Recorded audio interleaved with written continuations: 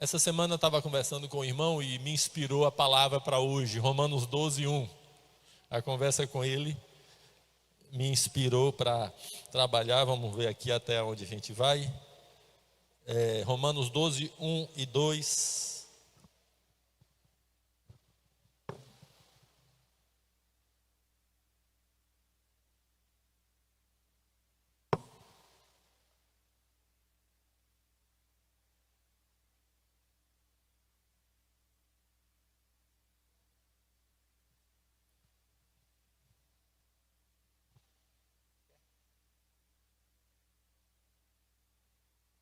Romanos capítulo 12, versículos 1 e 2.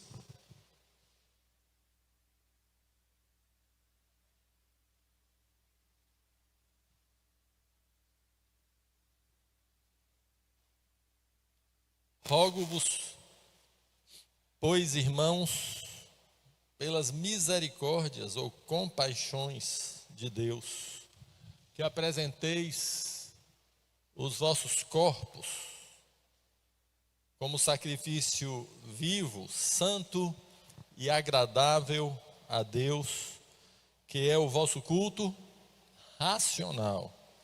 E não vos conformeis com este mundo ou com este século, mas transformai-vos pela renovação da vossa mente, para que experimenteis qual seja a boa, agradável e perfeita vontade de Deus. Eu quero me deter nesse tema aqui do versículo 2, mas transformai-vos pela renovação da vossa mente.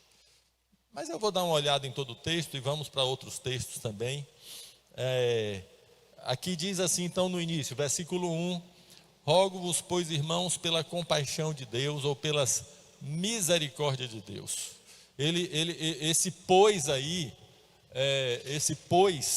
ele faz referência ao que veio antes. Esse aqui é o capítulo 12 de Romanos, quando ele diz assim, rogo-vos, pois, pela compaixão de Deus, pelas misericórdias de Deus.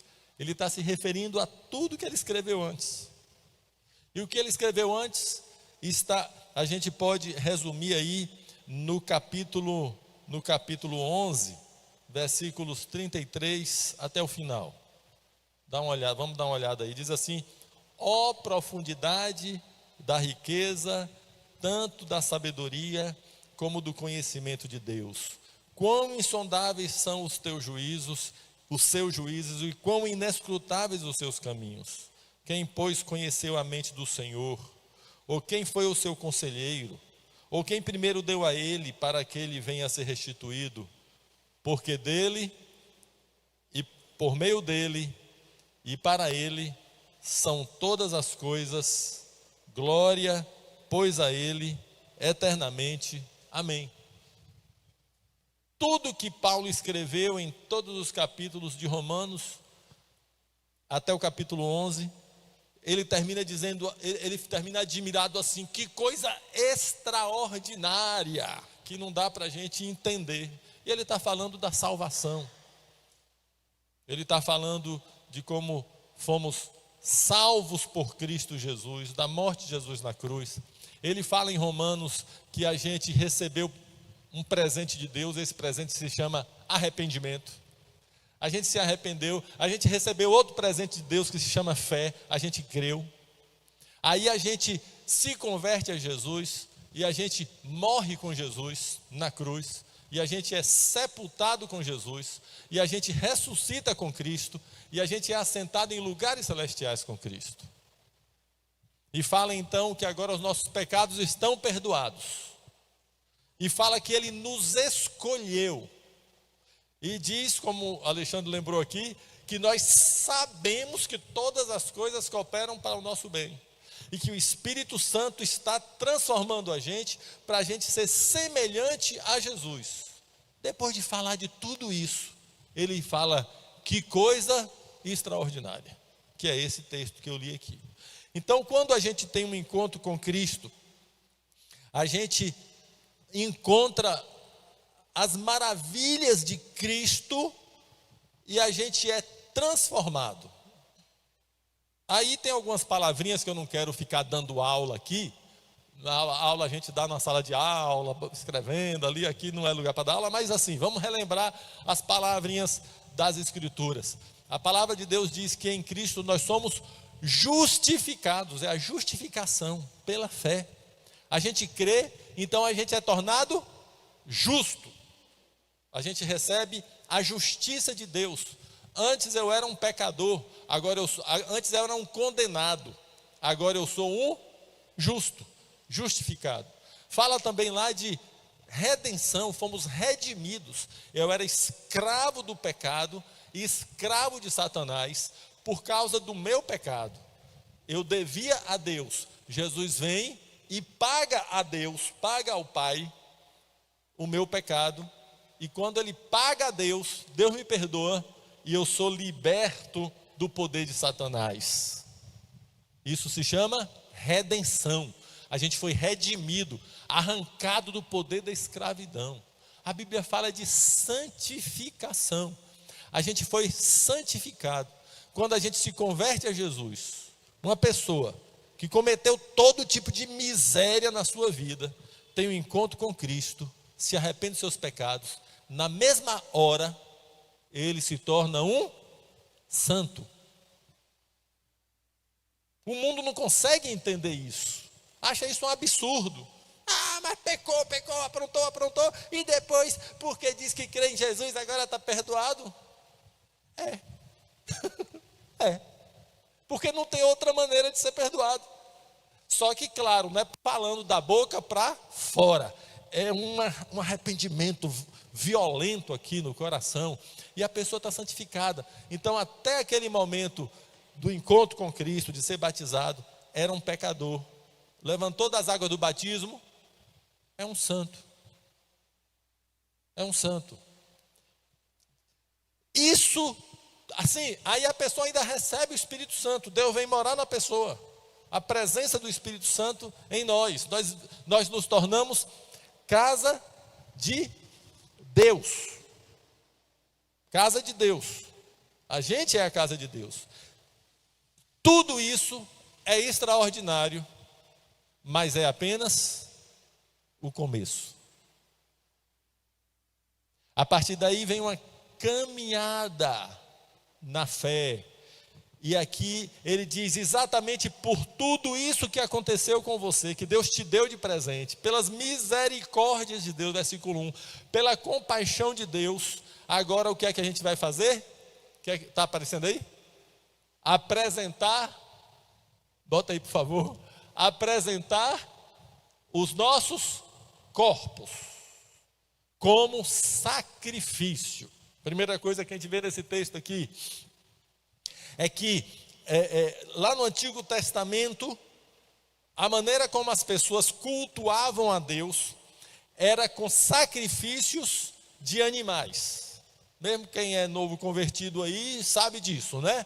Pegavam lá uma ovelha, um cordeiro, um boi, uma ave e oferecia aquele sacrifício. Matava o animal, derramava o sangue, colocava em cima de um altar e colocava fogo, e subia aquele cheiro suave diante de Deus. Tudo aquilo adiantava alguma coisa? Não.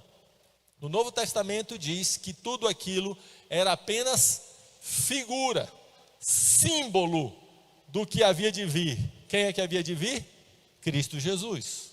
Cada vez que um cordeiro era morto, sacrificado, ele estava apontando para uma profecia que dizia que o Cordeiro de Deus, que é Jesus, viria.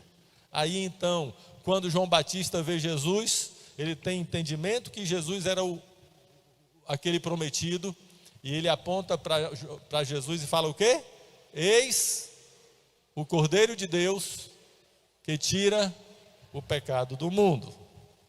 Lá no Antigo Testamento, o culto era oferecer sacrifícios de animais. Agora, qual é o sacrifício que a gente oferece? O nosso corpo. Jesus se ofereceu como principal sacrifício, na verdade como único sacrifício. Jesus se ofereceu ao Pai e não precisa mais ficar matando animais, porque Jesus pagou. O sacrifício de Jesus na cruz foi suficiente. Antes de continuar, é porque acho que pode ter alguém aqui que está precisando ouvir isso com muita atenção. Você está procurando uma resposta para a sua vida. Jesus morreu na cruz por você. E isso é suficiente. A resposta que você estava procurando é essa. Jesus morreu na cruz por você, para levar o teu pecado e a maldição que estava sobre sua vida. A partir de hoje, começou uma vida abençoada para você. Se tem alguém visitando e você quer conversar um pouco mais sobre isso depois, fala com um de nós, que a gente quer orar por você. Hoje é o dia de você ter um encontro com Jesus. Jesus morreu na cruz por você. Mas vamos voltar aqui. Diante da morte de Jesus na cruz, a gente é transformado. E agora, aí está dizendo que nós vamos apresentar o nosso corpo como sacrifício. Não é um sacrifício para Deus nos perdoar, porque Deus já nos perdoou, porque Jesus morreu na cruz por nós. Tudo bem, gente? Mas é um sacrifício porque eu vou continuar oferecendo o melhor que eu tenho para Cristo. Eu vou viver para Ele, e aí eu vou oferecer o meu corpo. É interessante que fala corpo, né? Porque quando a gente fala assim de vida com Deus, vida espiritual, a gente pensa logo, né? O espírito, né? No seu espírito, a minha alma. Pensa na alma que a gente tem, né? Mas aqui fala do corpo. Por que fala do corpo? Por que fala do corpo? Porque a nossa luta é no corpo. No espírito a gente não tem luta nenhuma. Isso é importante a gente saber também. Isso é importante a gente saber também. No espírito aqui, ninguém tem problema algum.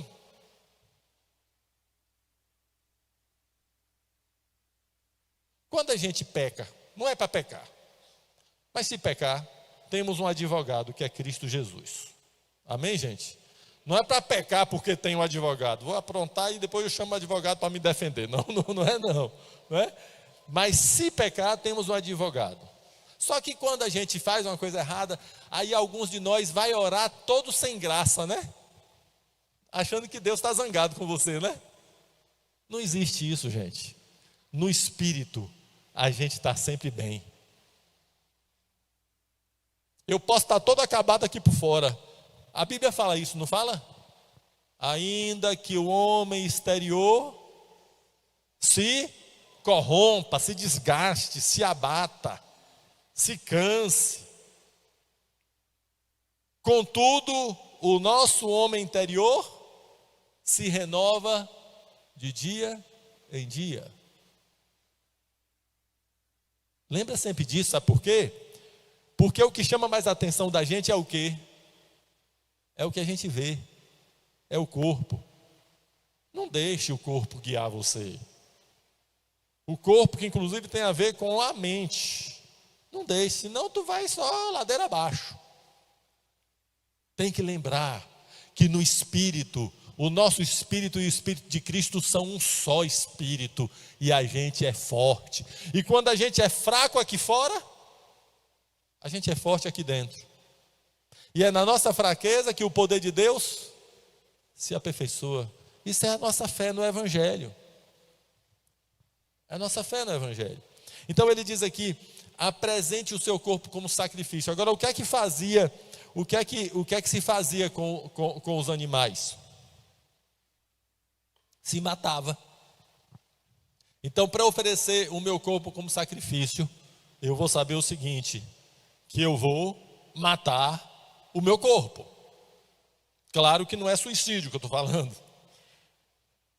Claro que não é. Claro que também não é penitência, né?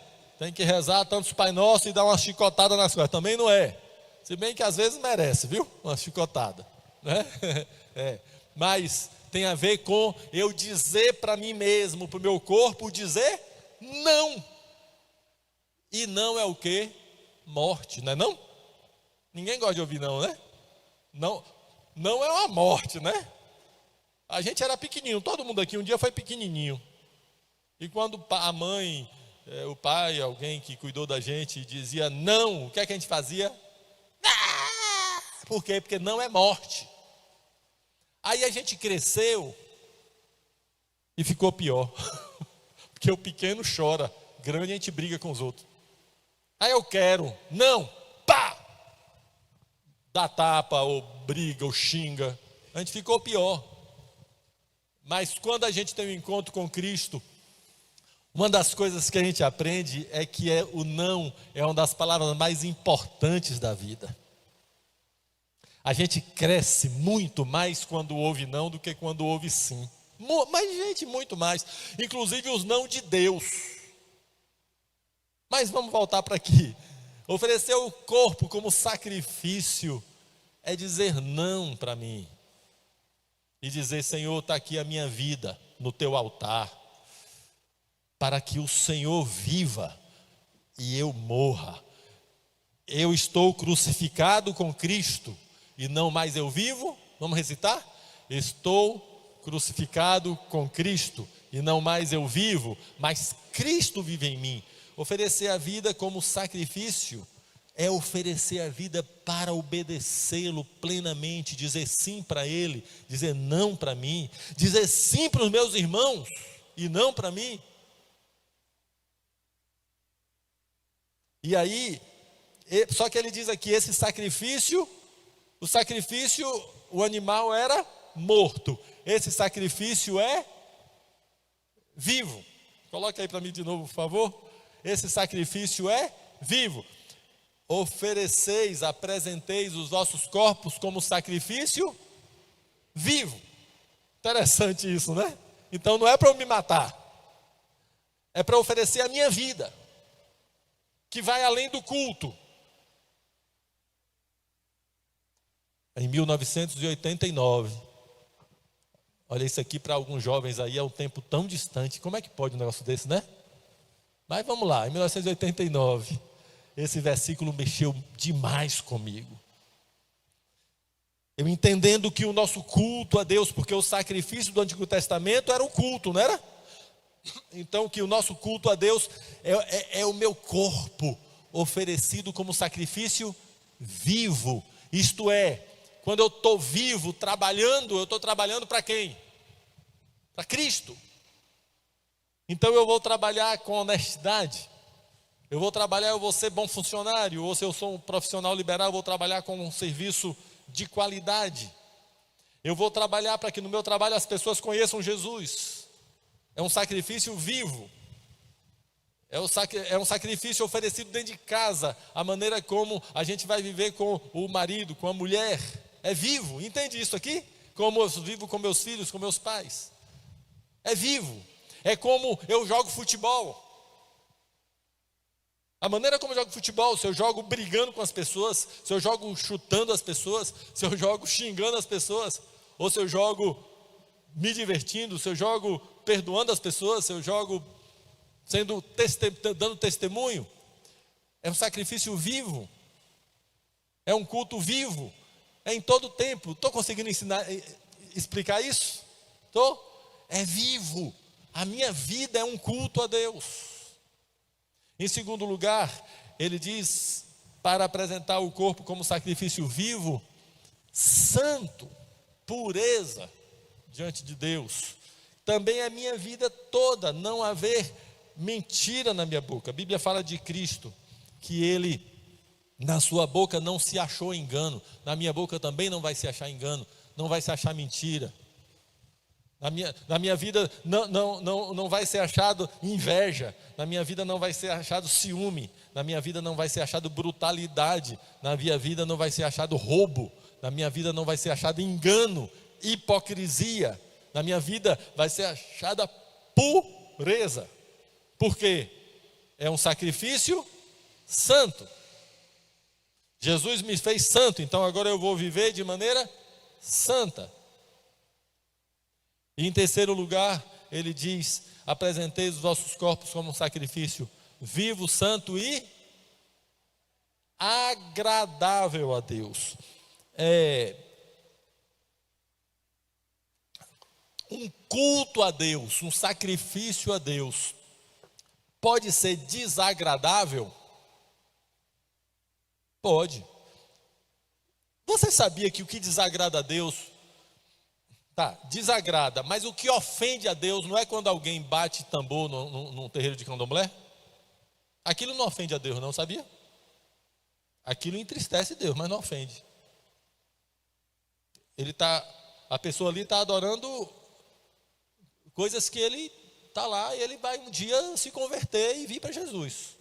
O que ofende a Deus não é uma pessoa que está fazendo um despacho ali na encruzilhada, não. Aquilo não ofende a Deus, fica assim: estou ofendido, não sei como faz isso com essas galinhas. Deus, quando está olhando uma pessoa fazendo despacho, ele não passa: o meu nome tem poder, está amarrado. Sabia disso? Sabia disso? Inclusive eu faço esse exercício. Quando eu passo e vejo uma pessoa fazendo algum tipo de trabalho, eu falo: Pai, tua bênção alcance essas pessoas, tua bênção, tua graça, teu amor, em nome de Jesus, está amarrado. Tem gente que pensa que a gente está numa guerra de religião, sabia?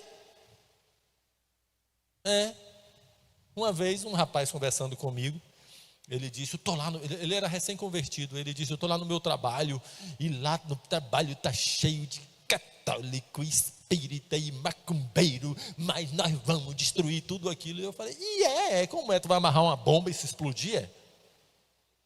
Tu está numa guerra de religião, é? Eu não estou, não. Aquelas pessoas estão ali para que você as ame e fale de Jesus com amor para elas, porque algumas delas são hipócritas, outras não, são de bom coração fazendo aquelas coisas e precisam ser levadas para Cristo com amor. O que ofende a Deus não é alguém que é budista. Veja só, eu não estou dizendo aqui para a gente ser macumbeiro, nem budista, todo mundo está entendendo, eu estou falando o que ofende a Deus. Você sabe o que é que ofende a Deus? É quando alguém usa o nome dele em vão. Isso ofende a Deus. Agora, o que é usar o nome de Deus em vão? Quando eu era menino, minha mãe me ensinava, a gente falava assim: meu Deus, deu uma topada, tá bufo. Ai meu Deus. Aí, não fale, menino, porque isso é usar o nome de Deus em vão. Não é, não. Usar o nome de uma pessoa em vão é fazer uma coisa em nome da pessoa que a pessoa não mandou fazer. É como se eu chegar para Romildo e disser assim: Romildo, eu vim aqui porque o Otacílio mandou pegar R$1.000 na sua mão. E o Otacílio nunca me mandou pegar R$1.000 na mão de Romildo. Eu estou usando o nome de Otacílio em vão. Isso é usar o nome de uma pessoa em vão. Usar o nome de Deus em vão é usar o nome dele para fazer coisa que ele não mandou fazer. Agora eu vou chegar à conclusão: o que é que ofende Deus? O que ofende Deus é a hipocrisia.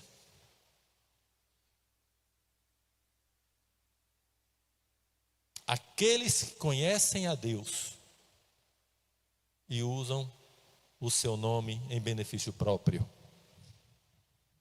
Isso é nojento. Esse é um cheiro fedorento que sobe daqui. Enquanto que o sacrifício a Deus agradável é um cheiro suave. É um cheiro suave. Jesus disse que se alguém que usa o nome dele e é hipócrita e por isso causa tropeço para um pequenino, quer dizer, para qualquer discípulo de Jesus. Então, por causa de mim, por causa da minha hipocrisia, da minha falsidade, eu uso o nome de Jesus, eu prego em nome de Jesus, eu canto, e eu isso e aquilo outro, mas quem me conhece no dia a dia vai ver a minha falsidade, a minha mentira, a minha ignorância, vai ver o meu pecado, não arrependido, e a pessoa se afasta de Jesus por minha causa, eu sou tropeço para essa pessoa, o que é que Jesus fala? Que seria melhor que eu fizesse o quê? Amarrasse uma pedrona no pescoço e me jogasse no fundo do mar. A hipocrisia ofende a Deus. É quando eu faço um culto aqui no domingo, eu uso o nome de Deus na minha pregação, nas minhas músicas, nas minhas orações, e na segunda-feira, fora daqui, a minha vida é o contrário disso. Esse é o culto desagradável. Deus sente nojo. Onde é que está na Bíblia que Deus sente nojo desse culto? Onde é que está? Isaías capítulo 1, não vamos ler não, leio em casa. Isaías capítulo 1, o profeta Isaías se levanta em nome de Deus e Deus fala assim: eu tenho náuseas, eu aborreço esses sacrifícios de vocês. Vocês oferecem esses animais naquele tempo, o sacrifício era de animais, o culto era de animais. Vocês oferecem esse culto de vocês, vocês oferecem esses animais, levantam mãos aos céus, e as mãos de vocês estão sujas de sangue. Vocês vivem maltratando pessoas, e a mesma mão que maltrata, que fere, é a mesma que você levanta para mim. Em Tiago fala que aquela mesma boca que bendiz a Deus, que louva a Deus, é a mesma que fala mal do irmão. Aí quando eu faço esse culto hipócrita, o que é que Deus faz? Que nojo, que fedor. Qual é o culto agradável a Deus? E aí eu não estou falando do culto de domingo, da reunião de domingo. A reunião agradável a Deus é a nossa vida no dia a dia. Quando eu comecei a falar esse negócio lá em 1989, eu dava o exemplo da pessoa no ônibus, lotado de manhã, no metrô, todo mundo se queixando da vida, que está apertado, que chegou atrasado, que está caro, e a pessoa está ali, a pessoa está em pé, está vendo, né? Aqui segurando aqui né? E a pessoa está ali, enquanto tem um monte de murmuração, ele está ali dizendo: Senhor, está complicado aqui mesmo, está apertado, Jesus, mas eu te louvo, o Senhor é bom. No meio daquele fedor ali de queixa, daquele mau cheiro de murmuração, sobe um cheiro bom de gratidão. Aí depois o cara chega no trabalho e junta lá os colegas para falar mal da mulher, ou a mulher chega no trabalho e junta os colegas para falar mal do marido. E toma ele falar, e os homens lá também dizendo que está pegando as mulheres por aí. Aí o cara lá diz: olha, eu sou fiel à minha mulher, e eu amo minha esposa, e não é só de palavra, ele faz isso mesmo. Então, no meio daquele mau cheiro ali, daquele fedor de infidelidade, de falar mal da esposa ou do esposo, no meio daquilo ali, sobe um cheiro bom de quê? De marido que ama a esposa. Sobe um cheiro bom de quê? De esposa que é uma auxiliadora idônea do seu marido. Consegui passar a ideia da coisa? Isso é o verdadeiro culto. E está lá no lugar que está todo mundo fofocando. Você viu fulana? Os homens também fofocam, viu? Mas eu usei no feminino aqui porque...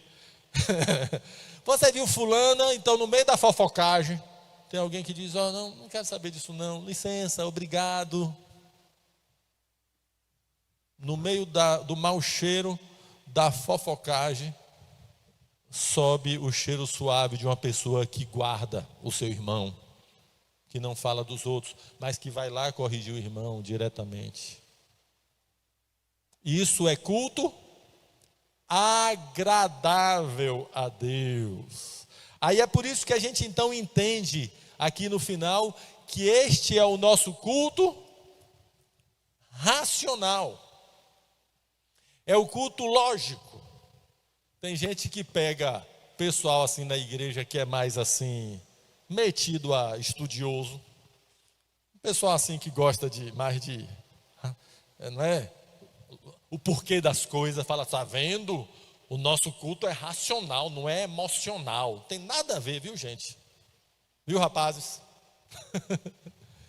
Não é? Não tem que ter tanta emoção, não. Não sei para que fica esse negócio de muita emoção. Eu te amo, irmão, eu te amo, Jesus. É racional. Não tem nada a ver, viu, gente? Nada a ver.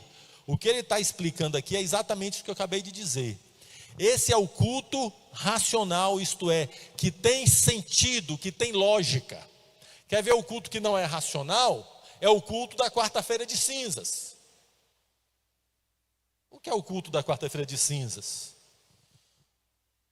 Tantos dias de carnaval, couro comendo, pau quebrando, todo tipo de miséria acontecendo, aí na quarta-feira está lá fazendo uma missa. Tem sentido isso, gente? Teria sentido se fosse arrependimento mesmo, mas um ano depois o pau quebra de novo, não é não? Por quê? Porque quarta-feira tem cinza de novo. Não tem sentido. Agora, os católicos é só uma quarta-feira de cinza por ano. Os evangélicos é um domingo toda semana, pior ainda. Joguei duro, não foi? Tomaram um susto. Mas é pior, se for assim é pior. Porque o pau quebrando dentro de casa, marido e mulher, o pau quebrando dentro de casa, filhos e pais, o pau quebrando no trabalho, mentira. Estou falando da pessoa atrapalhada, não estou falando de vocês não, viu? Falando da pessoa torta. Mas se alguém quisesse falar, fala, Deus, pode falar à vontade, viu? Tá bom? Pessoa está lá, vive uma vida a semana toda sem vida com Deus, fazendo o que quer e tudo. E domingo, fazendo um culto, para o pastor fazer uma oração poderosa por ele. Tem sentido isso, gente? Não tem, é isso que ele está dizendo, isso não é racional, isso não é lógico, não tem sentido. Qual é o culto racional? É a nossa vida, 7 dias por semana, 24 horas por dia. Vida com Deus, santidade, amor, misericórdia, bondade, serviço uns aos outros, vida com Deus, oração, Bíblia, quebrantamento, perdão, isso é culto. Quando a gente está durante a semana e alguém me ofende e eu perdoo, isso é um culto a Deus. Quando eu estou querendo falar alguma coisa com alguém e eu paro, oro primeiro, Jesus, é para falar ou não? Isso vai ser para o Senhor ou não é? E eu entendo que não é para falar, eu deixo para depois. Isso é um culto a Deus. Vou fazer a pergunta, o amém de pastor. Amém, gente? Conseguimos entender isso? É esse o culto que tem sentido, é o culto lógico. Aí é para a turma que gosta de grego aí, a palavra aí é lógicos no grego, mas é uma citação só aí para a turma que gosta. É lógico, esse é o culto lógicos, que é lógico, porque o outro não é lógico, o outro é engano. O outro de fazer um culto achando que Deus é carente. Cantem para mim, cantem, eu estou tristinho hoje, preciso que gente cante para mim. E Deus não está nem aí para o que a gente faz no dia a dia, porque Deus não é burro. E nem é assim também, carente.